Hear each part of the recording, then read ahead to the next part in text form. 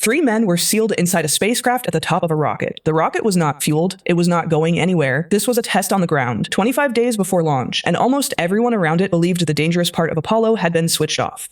Then, inside the cabin, something made one spark. The spacecraft was filled with oxygen. Its walls carried miles of wire, plumbing, cloth, netting, and strips of Velcro. Its hatch opened inward, against the pressure of the cabin. Once the fire began, each of those facts became part of the same machine. 15 seconds after the first warning, the pressure vessel ruptured. Roger Grissom, Edward White, and Roger Chaffee never left the launch pad. The official inquiry could not name the exact wire that started the fire. It did something more useful. It described how a program capable of reaching the moon had failed to notice an ordinary danger directly in front of it. This is the story of Apollo 1, the spacecraft that was built to survive space, and the ground test its crew could not survive. It is also the story of what happened after, when investigators took the machine apart one piece at a time and forced Apollo to become a different program. In 1961, President John F. Kennedy gave the United States a deadline: land a man on the moon and return him safely to Earth before the decade was out. The country had barely learned to put one astronaut into a short arc above the Atlantic. Now it was asking for a machine that could carry 3 men 250,000 miles and bring them home. Mercury proved that a person could survive in space. Gemini learned the work between Earth and the moon. Long flights, spacewalks, rendezvous, docking. Apollo would have to combine all of it. The spacecraft needed a command module, a service module, a lunar lander, a guidance computer, engines, life support, and a rocket taller than a football field is long. Apollo 1 would not attempt the moon. Its work was closer to home and just as necessary. The crew planned to spend up to 14 days in Earth orbit, operating the command and service module as a complete machine. They would test life support, navigation, power, and the large service propulsion engine through repeated burns. Before Apollo could cross the distance to the moon, it had to prove that 3 men could live inside it. NASA gave the command and service module contract to North American Aviation. The first crewed version was called Block 1. It was meant to prove the basic spacecraft in Earth orbit. Block 2 would come later with the docking equipment needed for the lunar module. That division made sense on paper. It also left the first crew inside a version already being overtaken by its successor. Spacecraft 012 began fabrication in August 1964. By the time it reached Cape Kennedy 2 years later, Apollo was moving at the speed of a national promise. Reviews, changes, repairs, and tests overlapped. The capsule arrived with work still open. More changes followed after delivery. The deadline did not create one bad decision. It created a system in which unfinished decisions kept arriving. The capsule was only one part of a program changing everywhere at once. Saturn V stages were still being qualified. The lunar module was behind schedule. Guidance software and simulators continued to mature. Managers built test schedules that allowed one branch to move while another caught up. That method kept Apollo alive, but it also made configuration control difficult. A review could certify the spacecraft on one date while hundreds of later orders continued to alter what it was. Gus Grissom had already flown twice. He was one of the original Mercury astronauts, and he had commanded the first crewed Gemini mission. He understood that spacecraft were not symbols. They were machines built by people, full of compromises, and sometimes the pilot was the first person to discover which compromise mattered. Ed White had flown Gemini 4 and stepped outside it over the Pacific. For 23 minutes, he became the first American to walk in space. NASA chose him as Apollo 1's senior pilot. The hatch would be his responsibility in an emergency. He was strong, disciplined, and already trusted with one of the most exposed jobs a person had performed. Roger Chaffee had not yet flown. He was 31, meticulous, and known inside the astronaut office for mastering the systems placed in front of him. He worked on communications and controls. Apollo 1 was to be his first flight, the assignment he had waited for since NASA selected him in 1963.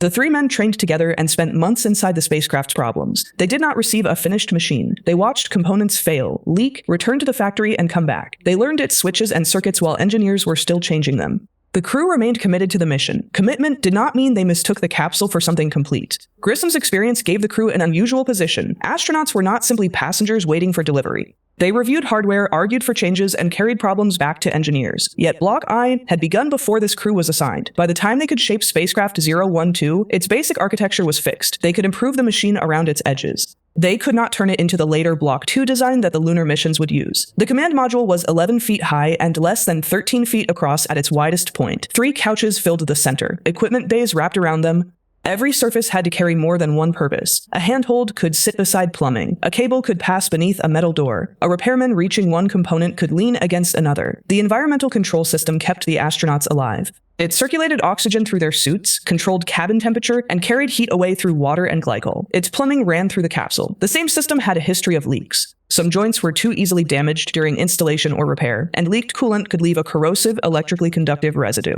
The electrical system was just as dense. Teflon insulation resisted fire, but it could be cut or squeezed thin where wire pressed against metal. Investigators later found poor installation, design, and workmanship in the wiring. A wrench socket was found where no wrench socket belonged. No one could point to that object as the cause. It belonged to the larger condition of the machine. Spacecraft 012 was certified flightworthy with open items still listed for resolution. It passed tests. It also returned again and again for changes. Success in one configuration became reassurance for the next, even when the cabin was more complete, more crowded, and filled with more material than before. The machine was accumulating confidence and hazards at the same time. The environmental control unit alone had been removed and returned after leaks and failures. An inverter failed during a crude altitude test. Bent umbilical pins stopped another run. Each fault received attention and the test program continued. That is how complex machines are built. The danger came from treating correction of each reported defect as proof that the relationships among all the systems had been corrected too. Apollo used pure oxygen in flight at low pressure. A single gas saved weight and simplified the spacecraft. On the ground, however, the sealed cabin was pressurized above the pressure of the air outside it. For the plugs-out test, the atmosphere reached 16.7 pounds per square inch absolute. It was pure oxygen, packed more densely than the air in the room around the capsule.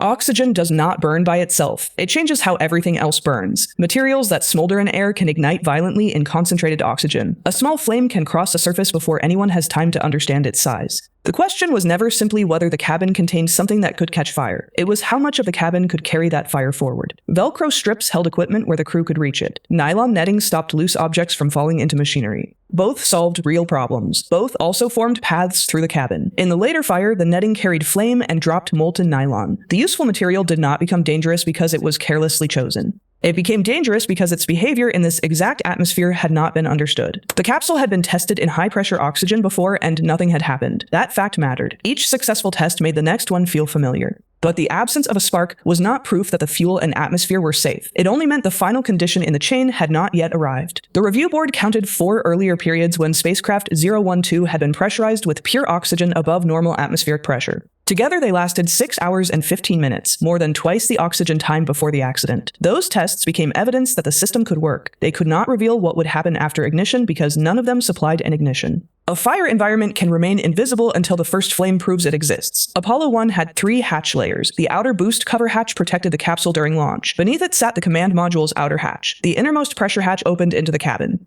To remove it, the crew first had to release latches and reduce the pressure holding it against the frame. An inward opening hatch can be safe when the pressure is equal. Under pressure, it becomes a plug. Every pound inside the cabin pushes it harder into its seal. During a normal exit, the crew would vent the cabin and wait. During a fast-moving oxygen fire, waiting was the one step the design could not afford. Ed White was assigned to open the hatch. Witnesses watching the small window saw movement consistent with him reaching for the handle. His harness was found still buckled, exactly as the emergency procedure required. He began the designed sequence. The sequence had been written for emergencies that allowed time. The review board calculated that even opening the cabin vent would have delayed rupture by less than 1 second. The crew did not fail to escape. The escape system had no answer for the pressure the fire created. Once the cabin began to climb, the hatch became part of the pressure vessel. The hatch was not an obscure detail. Engineers had chosen an inward opening pressure hatch partly because it could not blow open in flight. That same feature behaved differently on the ground. The design protected against one class of failure and deepened another. After the fire, Apollo did not merely add a faster handle. It reversed the mechanical logic so pressure no longer stood between the crew and the outside. Friday morning at Launch Complex 34 began with 1,000 people supporting one test. The Saturn IB stood inside its service structure. The rocket carried no fuel. Explosive devices had been disabled.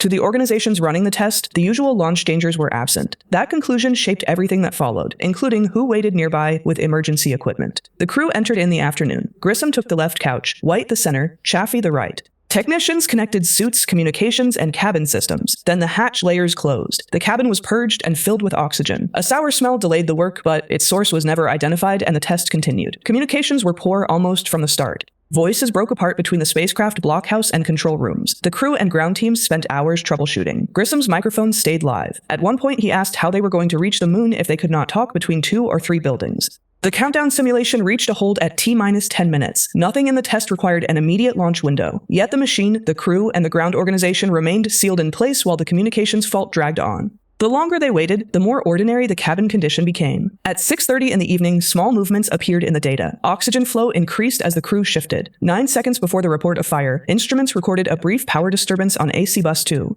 The board later judged that an electrical arc was the most probable initiator. It could not prove the exact location. The live microphone at Grissom's couch captured small sounds, but no clear explanation. A beacon dropped out for 1.7 seconds. The VHF transmitter disappeared for about 20 milliseconds. Controller signals moved. Investigators reproduced several of these effects by interrupting power. The evidence pointed toward a brief electrical event, but the sampling rate and later destruction prevented the data from becoming a photograph of the spark. At 23 hours, 31 minutes, and 4 seconds, 7 Greenwich Mean Time, the first transmission reporting fire began. The likely origin was low in the left equipment bay, below Grissom's couch, near the environmental control equipment. The original spark was small enough to disappear into the destruction it caused. For the first few seconds, the fire built in a region with little fuel. Then it reached the netting and Velcro. Flame moved up the left wall. Burning nylon carried it into new parts of the cabin. By 23 hours, 31 minutes, and 12 seconds, the review board's evidence supported a wall of flame beside the command pilot. Heat drove the cabin pressure upward. The inner hatch pressed harder into its frame. Grissom could not reach the vent through the flame. White began the hatch procedure from the center couch. Chaffee remained at his communications position, keeping the circuit open to the ground. At 23:31, 16.8, the final transmission began.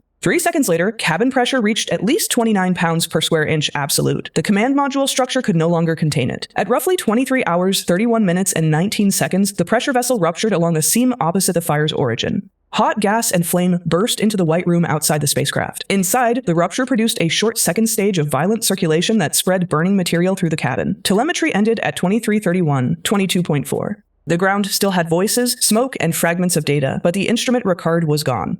As oxygen escaped, open flame diminished. Heavy smoke and carbon monoxide filled the cabin.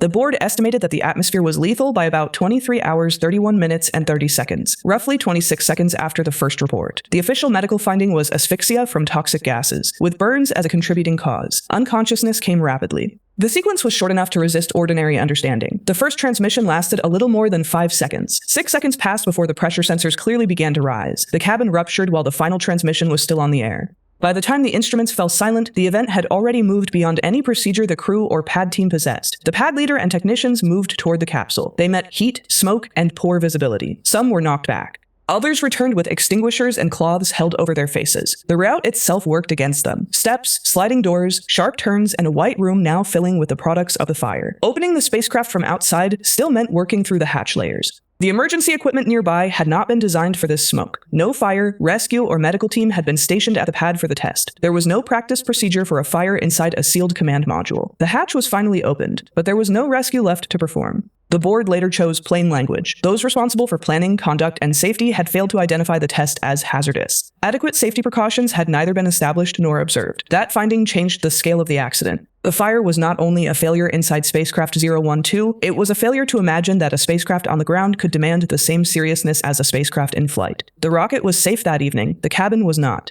Test planners had removed the hazards they expected: fuel, live escape rockets, and active pyrotechnics. That made the operation easier to schedule and support. It also concentrated attention outside the crew compartment. The board's finding did not depend on hindsight that every ground test should resemble a launch. It depended on the actual cabin atmosphere, hatch, material load, and absence of rescue preparation that existed that evening. Launch Complex 34 was impounded before the evidence could move.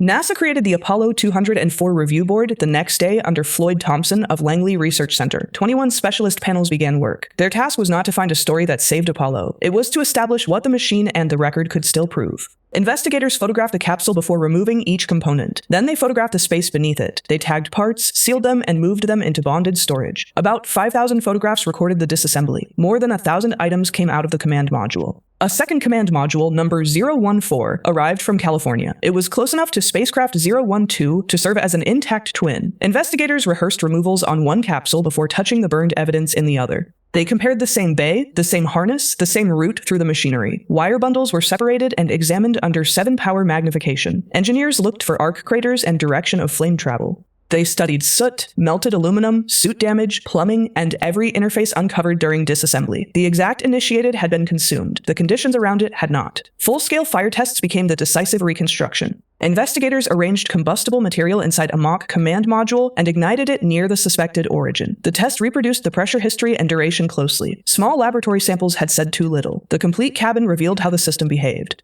The mock-up showed that the flame did not need a large beginning. A hot wire in the suspected region was enough. Netting carried fire upward. Pressure followed the same broad curve. The vessel could be made to rupture at the same stage. Investigators were no longer judging materials as isolated samples. They were watching placement, airflow, pressure, and structure interact in the geometry the crew had occupied. The board listed 6 conditions that led to the disaster. First, a sealed cabin pressurized with oxygen. Second, combustible material distributed through it. Third, vulnerable wiring carrying power. Fourth, vulnerable plumbing carrying corrosive and combustible coolant. Fifth, inadequate provision for the crew to escape. Sixth, inadequate provision for rescue or medical assistance. None of those conditions needed to start the fire alone. Together they decided what one arc could become and whether 3 men had any route out. The board did not describe sabotage. It found no evidence for it. It did not claim certainty about one wire. Its most probable answer was an electrical arc near the environmental control equipment. The uncertainty was not a weakness in the report. It kept the inquiry focused on hazards that remained dangerous no matter which conductor produced the spark. The report also rejected the comfort of calling the fire unforeseeable. Wiring had defects. Coolant had leaked. Combustible material sat beside ignition sources. No fire protection was built into the command module. No full spacecraft vibration test had been performed.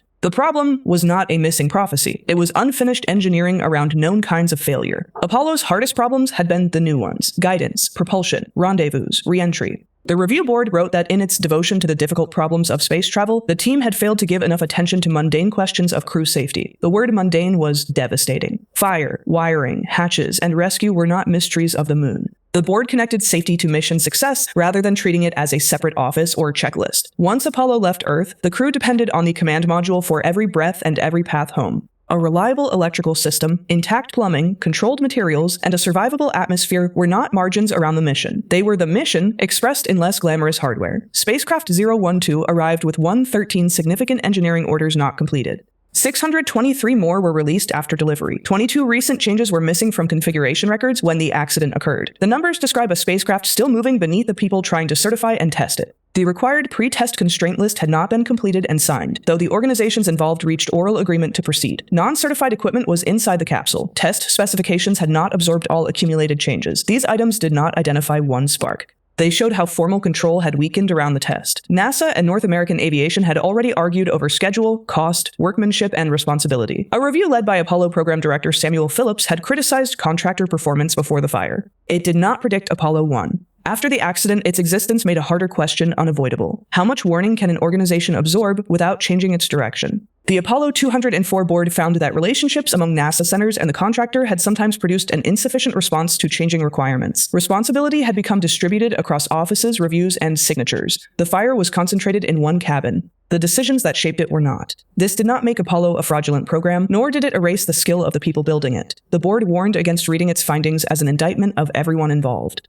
Its purpose was narrower and more demanding. Find the defects in the largest research and development program then attempted, and correct them before another crew entered the machine. Congress pressed NASA in public hearings. Frank Borman, an astronaut on the review board, became one of the program's clearest witnesses. The questions reached beyond the burned capsule to contractor oversight and internal warnings. Apollo survived the scrutiny, but not by defending spacecraft 012 as an acceptable loss. It survived by accepting that the design, test culture, and lines of responsibility required repair. Crewed Apollo flights stopped. Block I would never carry astronauts. Engineers stripped combustible material from the command module, protected wiring, changed plumbing and inspection, and added fire-resistant suits. Ground tests used a mixture of nitrogen and oxygen instead of high-pressure pure oxygen. The hatch became the clearest visible change. The 3-piece inward opening assembly was replaced by one outward opening hatch. A crew member or pad worker could open it in seconds. The redesign did not make fire acceptable. It removed the trap that pressure had created. Apollo also changed how it treated materials.